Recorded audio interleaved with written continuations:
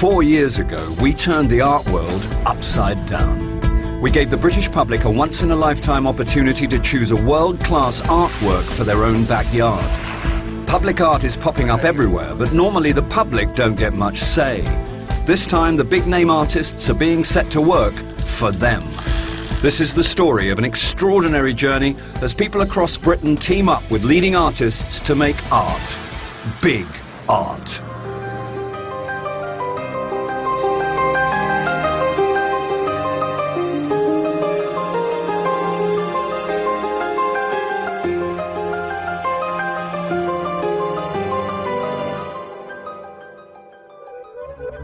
In 2005, Britain was booming.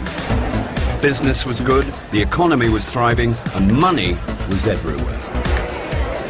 It was a golden age, an age in which Britain was leading the world in contemporary art. It seemed every artist was in demand, and billionaires and oligarchs fought each other for the latest must-have painting, sculpture, or installation. And no one cared about the cost. 9,200,000.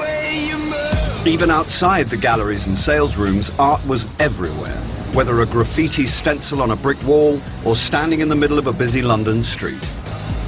Surprisingly, since 1990, there has been more public art commissioned in the UK than at any time since the Victorians.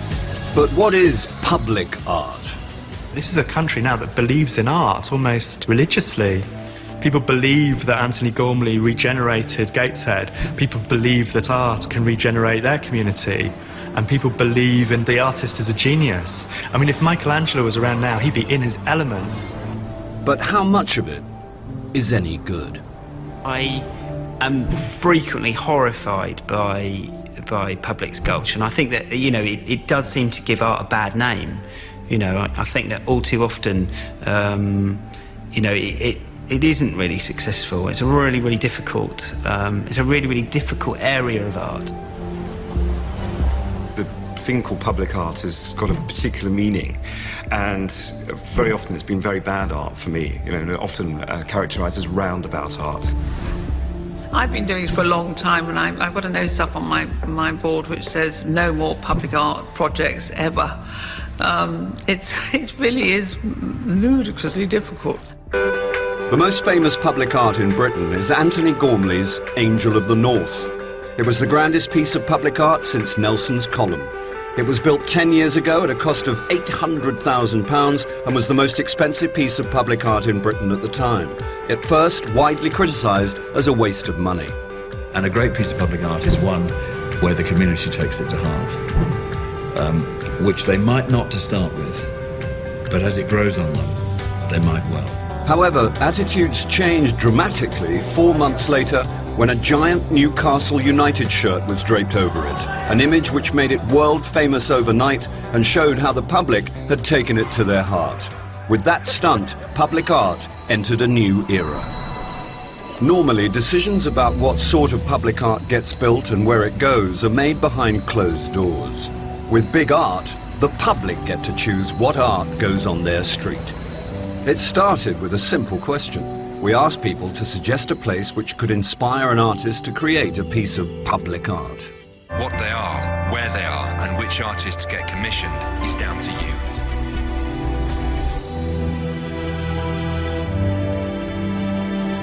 The response was extraordinary. From all over the UK, the applications came flooding in. Wow, this does give you a sense of the scale of this project. In Cardiff, York, Harlow, Dorset, I mean, it's huge in terms of it's the geographic variation. Over 1,500 members of the public applied for a piece of art in their backyard. That is amazing, isn't it? There's 39 from the East region, 76 from East Midlands, I mean, 84 from London. It's just, and just Yorkshire. I mean, what on earth was going on? 549 from Yorkshire. Nursery supervisor, waitress, new media designer, office manager, student. It just goes on and on and on.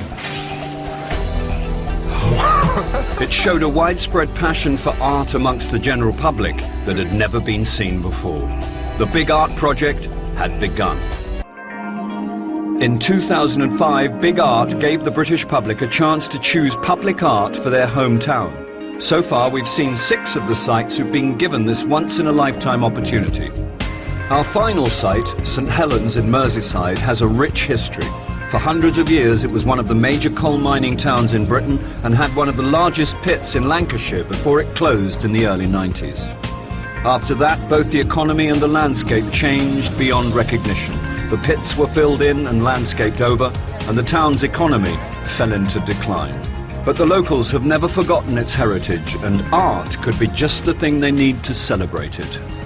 Mining is always in your heart, and it remains in everybody's hearts. Once you've been worked at a mine and you've made the friends and the camaraderie what was there, that never leaves you.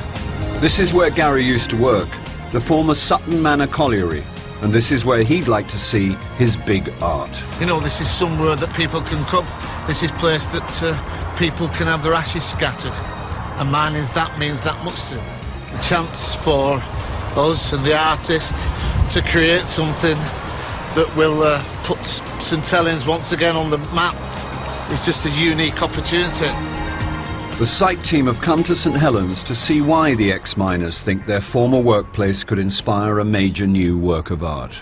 400 years of mining in St Helens. St Helens' motto used to be ex terra luceum, out of the earth light, and that light was coal. How the young people in years to come will ever see a piece of coal? The young ones come in now, So my what is apprentices, it? and look at that, and they say, what's that rock? I think there's been a big mining community in St Helens, and Sutton Manor was one of them pits. Sutton Manor just seemed to be happened to be the best pits. You talked about Sutton Manor in the pub. If you did something funny in that shit, as soon as you walked to that door there, they'd all be at you, wouldn't they? Everybody'd know about it. They'd been in the pub all night. My granddad worked there, my dad worked there, I worked there. There was nothing after that. There's a basic love everybody has for that colliery, and we're not looking at it through rose-tinted because you're not spectacles. sentimental, I can tell No, that. no. We all have a deep love, and I'm sure everybody around this table would say exactly the same thing. If it was still open, we'd all still be there. You know, there's been 400 years of mining in St Helens, and now we've next to nothing to show that within the community. Intrigued, the specialist art team go off to look at the site with Gary. It's an ambitious and emotive scheme, but the team have some reservations. Here, we've got a blank canvas, we've got a foundation, we've got part of a cake that needs an icing, that needs somebody to come along and to put something on this blank canvas. And I just think it would be nice to have a monument here that would signify the heritage of St Helens and people who give their life, you know, on the site we're stood at. You know, how is it going to, all their aspirations, are they going to be fulfilled by this site? It's a powerful story. But how can that be translated here? I mean, this actually mimics, doesn't it, a bit, the height of the site where the Angel of the North is. It is. It's very. It does feel. Yes, I mean, I kept that could saying be to Gary, the it A1. feels like somewhere else, and it does feel like that Gateshead location close to the road and stuff. How do you feel about the site? I mean, it's a vast scale of a place. I mean, and it's almost an intact.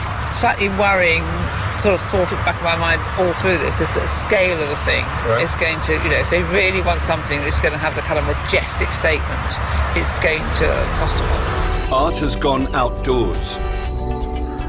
These days, you don't even have to set foot in a gallery to see the best artists' most exciting work.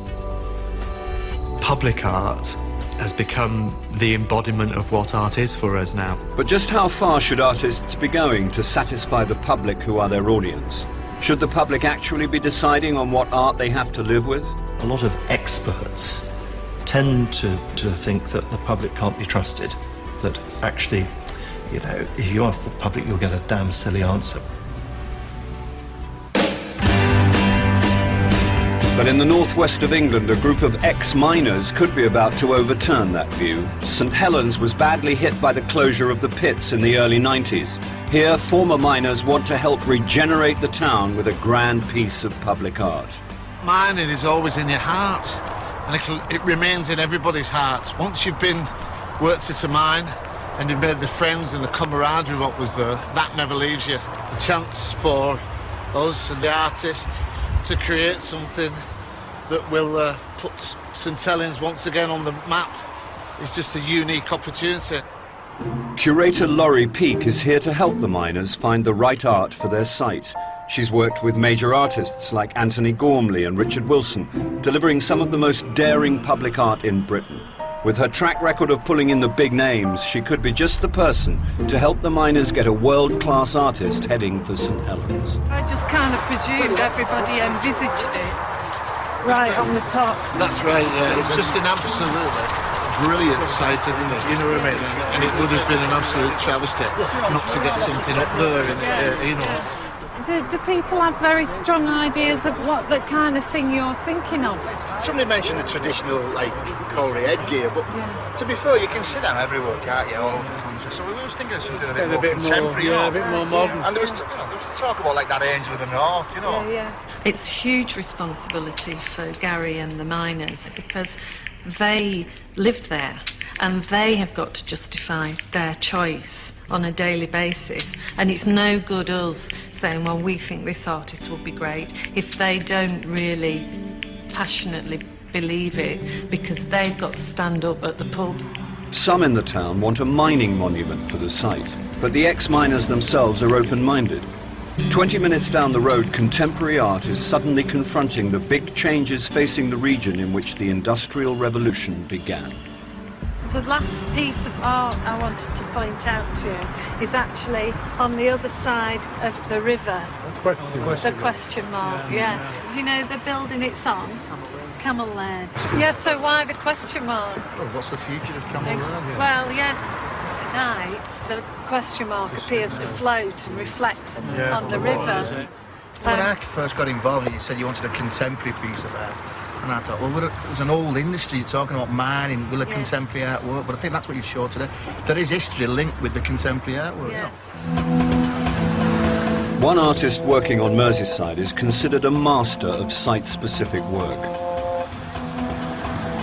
Richard Wilson is constructing one of the most remarkable public art projects in the country, and Gary from St Helens is here to see how an artist works in a public space. The general public that aren't versed in a grammar of art are attracted to my work because the order that we all know is disrupted in some way. I'll do something chaotic here, you know, cut that building up and spin it. You know, you break all the rules of what let's say architecture should be doing anyway. What gave you the idea originally? I live in a world which is very unusual for people, but I get to play. Yeah. It's a word that's associated to what kids do, but I actually play with things all the time. I play with architecture, I play with space, I play with structure, I play with form. Yeah. Like, I'm looking at that big hydraulic cylinder on that crane, I'm thinking there's an idea in that. I'm beginning to do that, so I'm looking forward already. That I could probably move a building with one of those, as opposed to turning it.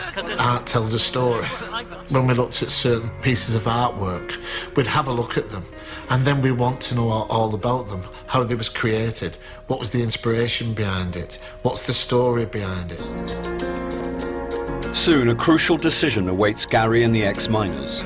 What kind of art will they choose to deliver their dream for St Helens? I personally think that we need something big on the site. I don't think we can have something that's small, because I personally think it will be lost. So Laurie takes them to a landmark contemporary artwork in Germany, using a former coal mine as its blank canvas.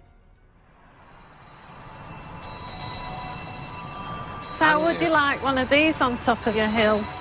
Good artist and a good piece of work will talk instantly, simply to anybody, right to that person. Yeah. They say the definition of great art is that it gets a gut reaction. But art is also personal, and the ex-miners realise it's okay not to like it. Music can make you joyous, music can make you cry. Yeah. And I think and bad music will just make you want to turn it off. Yeah. Is there an off button for this? This is the last thing we want for Sutton Manor. Yeah, I think if you go somewhere and you see a work of art that simply does not marry with its setting, you immediately think, well, there's something deeply wrong here, and actually it shouldn't be here at all. But the ex-miners are determined that won't happen here. So they're making the motto of their town the brief for the site. out of the earth comes light. Inspired by this, Laurie introduces the former miners to the work of award-winning Spanish sculptor Jaume Plensa. His work is on show in public places all over the world and commonly uses forms of light as a theme. Transformed by their insight into contemporary art, the miners like what they've seen and would love to coax him to St. Helens. You know what type of work he's done before? The Crown Fountain in Chicago is done. Very impressive. Absolutely. It was very impressive, especially in the evening. He also does artwork on sort of stilts, if you like. Yeah. And we've invited him to Sutton Manor on the worst day of spring. He'll be very impressed. When you look at the journeys that these nominators have been on and what they say, they are like people transformed in a very short time. In this world-renowned sculptor from Barcelona, the ex-miners in St. Helens believe they've found the right artist for their site. But will he be equally inspired by a disused coal mine off the M62? We needed an artist who could produce a piece of artwork that would be vast in size, that would be set in a rural setting, and also that it would produce light. So Jaume created a giant miner's lamp, which wasn't quite what they were looking for. I'll be quite honest with you, it was the last thing I expected. Jaume's been away from St. Helens working hard on a brand new proposal. But if his idea's still not what the ex-miners are looking for, it might just be the end of their partnership with this sculptural superstar. I would like to show you the images of my first idea. That was really my first idea, which is the head of a young girl. She's 9 years old. And I think it represents quite well my intention, you see. Maybe it could represent all of us in a very incredible simplicity, which is one face, one possibility. Represents all of us. They said the face was created to offer to others, because you cannot see of yourself, and it's the best present. I will give you my face to you, and you give me your face to me, because for you it's impossible. Yeah, sure. And Frank needs a new face, especially Sumer. I try to represent that even if we are small, our dreams could reach the sky, and we can embrace everything if we like. Because that head must be about 18 meters high, but the light beam could get easily 2 kilometers. Blew me away, absolutely blew me away. It's like a hologram, you know, it's so futuristic, it's unbelievable. Just imagine that structure, especially of an evening when it's dusk or it's gone completely dark and it lights up. Just imagine that wonderful effect you're going to have.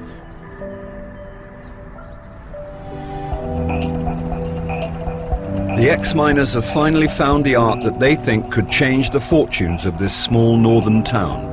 And because of the strength of their vision, they've already got backing from the Arts Council and the Art Fund. My goodness, it's a hell of a project. The people involved, the members of the public, curators, funders, all are taking on a big thing when they do this. It is a big thing.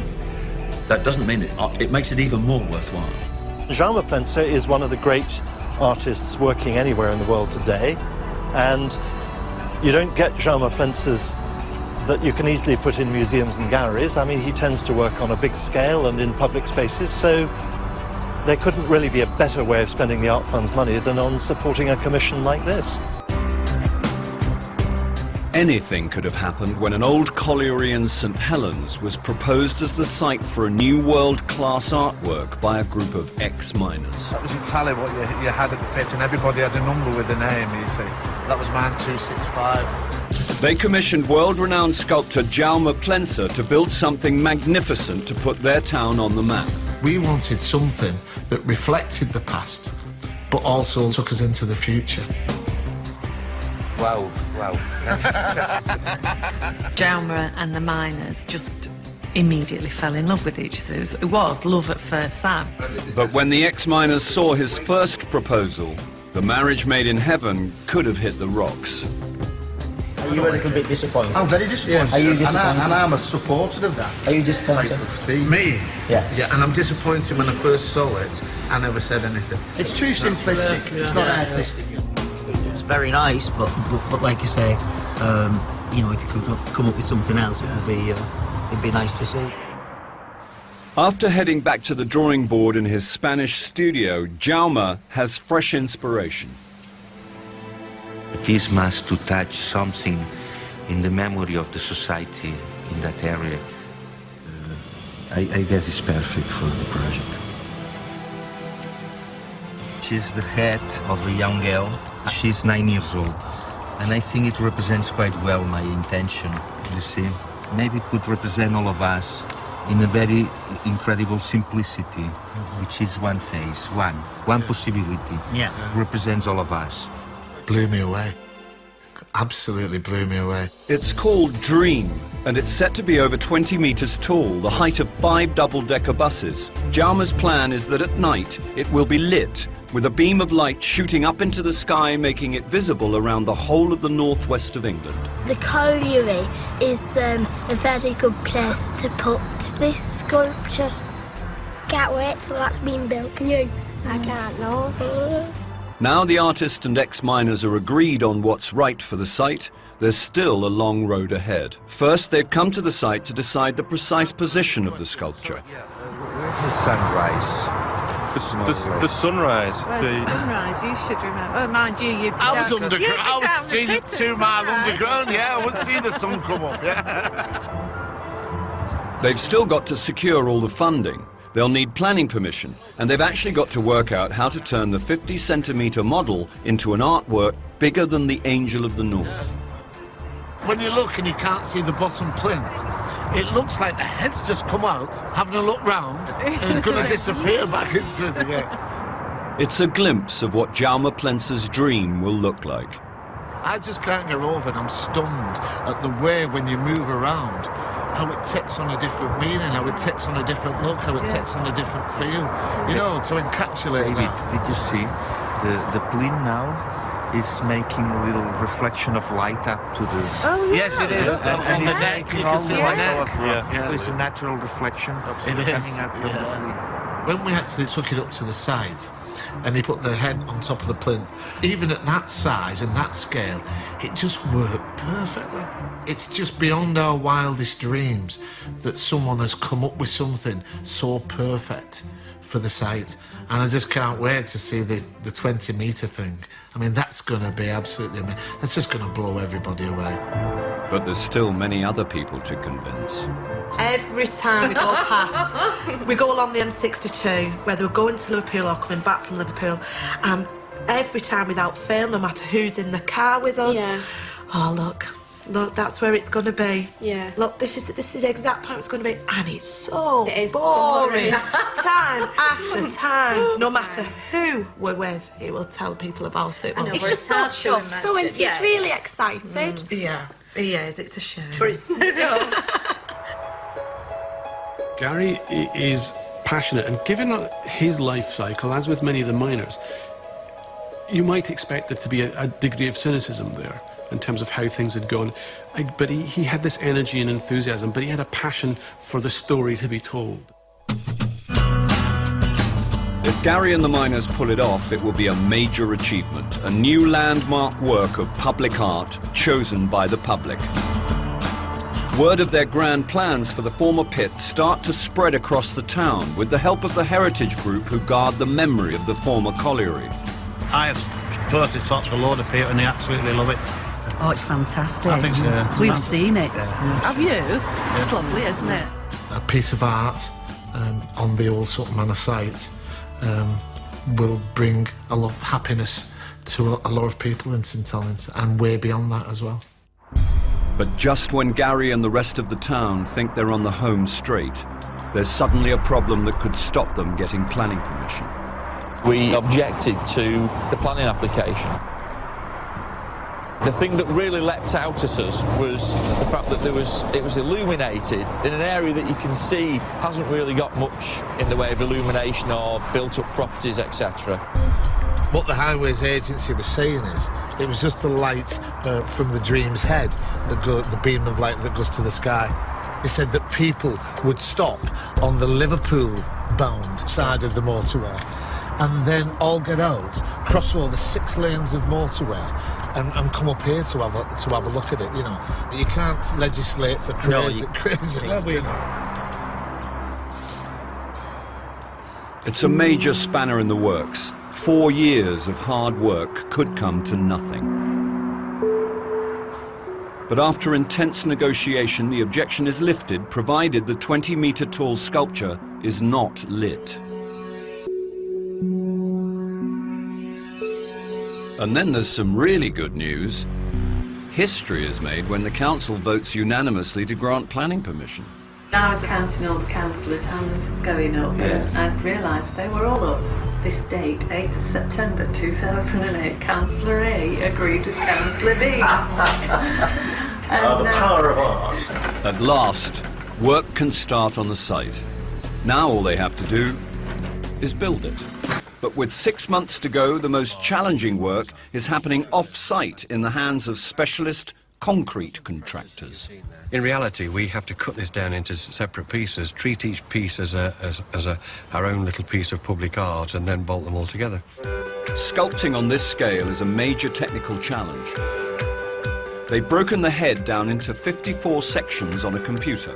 This computer's connected to a milling machine which cuts polystyrene for the sections of the head. The moulds are then transported hundreds of miles to a concrete factory where bespoke wooden boxes are built around them and the concrete's poured in. Jaume Plenser has specified a precise mix of concrete and Spanish dolomite to give a reflective glow to the finished sculpture. The reason to choose that material is because it's very reflecting with light. And probably you remember the site, it's very dark. The green is green, but you feel that it's black behind. I mean, the idea of the mind is always there. Jaume has come to look at the work so far, and no one knows what he's going to say. We are in a very special day, just visiting the first fragments of the total project, yeah. Dream is designed to last 120 years, so has got to be right. If Jaume's not happy, the 30 units they've already cast will have to be done again. You like that, Jaume, yeah?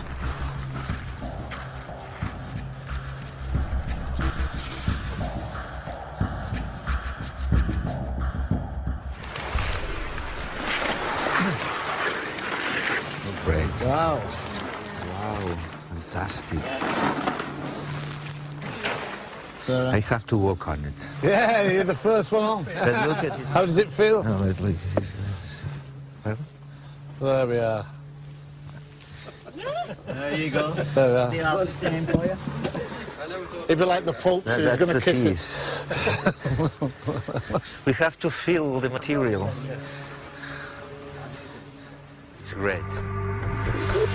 With work on Dream well underway, St Helens are tantalizingly close to getting the big art they've spent years fighting for. But they've still got a grueling schedule ahead and no room for delay. And though they've spent £2 million on Jaume's sculpture, there's still a major concern for everyone who's working on the project.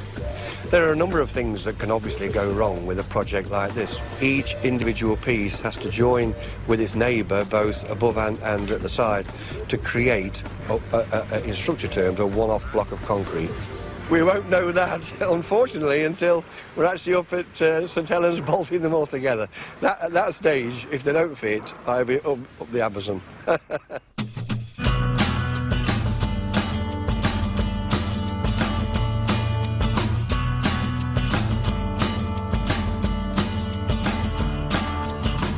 As the 54-piece jigsaw slots into place, a familiar controversy breaks out in the national newspapers.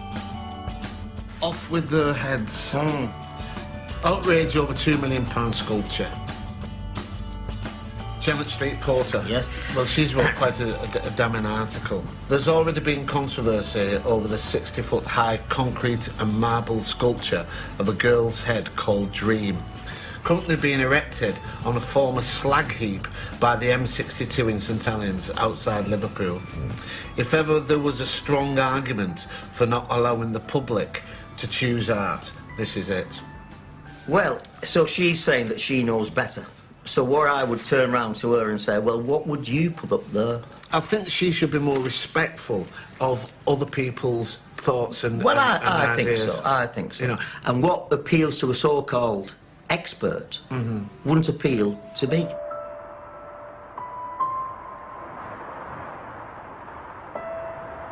With the binoculars, it looks even better. There were people yesterday stopping and getting out the cars and looking, and I thought, wow. It brings a lot of memories for the people here of the past of the community of St Helens. It was a mining area, but there was a lot that went on in the community.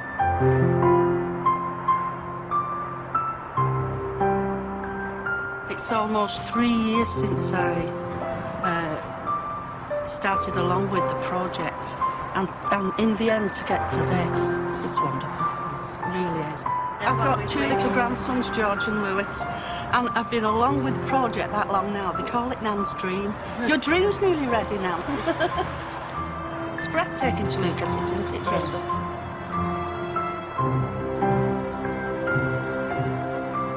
She has the eyes closed. That means that the path is to inside herself. That means the main path is to inside their own communities. Shakespeare said something very beautiful. He said, don't look for answers in the stars. Answers are in ourselves. While the locals wonder at the new addition to their skyline, Gary, Mel, Terry, John, Frank, Brian and the rest of the miners gather on the site to see the final piece of dream lowered into position. You said we was having a light from it, now we've got a man coming on. You'll not find the coal up there. I think it's a point of the project we never ever thought, well, I personally never thought we'd ever get to, especially with the size of the task.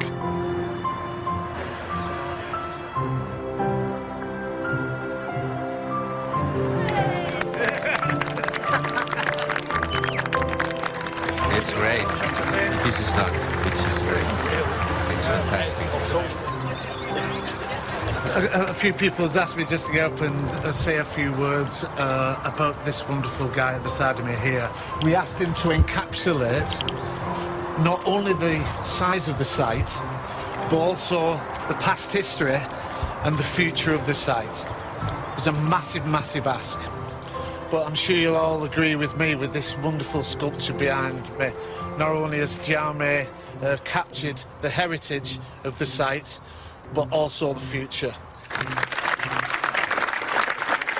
Today I'm deeply happy because this morning was sunny. Now it's cloudy, which is more related with the area. And I prefer much more now with the clouds than the sun. Because the piece, look at it's really coming out from the darkness, which was the idea of miners. When they told me about Jaume, you cannot imagine how hard it is to work in the darkness. Light becomes a dream. And that was really the point of the part of my project, when light becomes a dream. And well, we are now in front of dream. With the clouds now, though, it looks like she's really dreaming. Yeah. Do you know what I mean? Yeah, because it's almost disappearing into the clouds. Into the clouds. It's very nice. I think it's that really, is the reason of the Spanish Dolomite. Right, so that's what you wanted. Yeah, because it makes a certain effect like a mirror, you know? It reflects the light around always. In future, anyone wanting to know about how the public and artists can get the best out of each other will probably need to see what's happened here. You're just standing up there and saying, how often do these public art projects work? About 25% of the time, if you're lucky. This is absolutely amazing. It looks as if it's something painted on the skies. It's also got this strange, because it's this sort of photographic quality about it. It's really very beautiful, and you need to come up close to really appreciate it. But what I've most enjoyed about today has been the genuine passion for the artists and for the art from people who live here. We've ended up with something that will be a new and great work of art in the public domain in the UK. I mean, this is a great addition to the range of art that the public can encounter in Britain. It's terrific. Somebody said to me this afternoon, the Roman Empire. What's left of the Roman Empire? I'll tell you what's left. The brilliant artwork they produced all those thousands of years ago, which is still relevant for today. I'm so glad this is the one we've chosen. It's just a beautiful, iconic sculpture that is not only for today, but for the future as well. Governments come and go. Recessions come and go. Art is forever.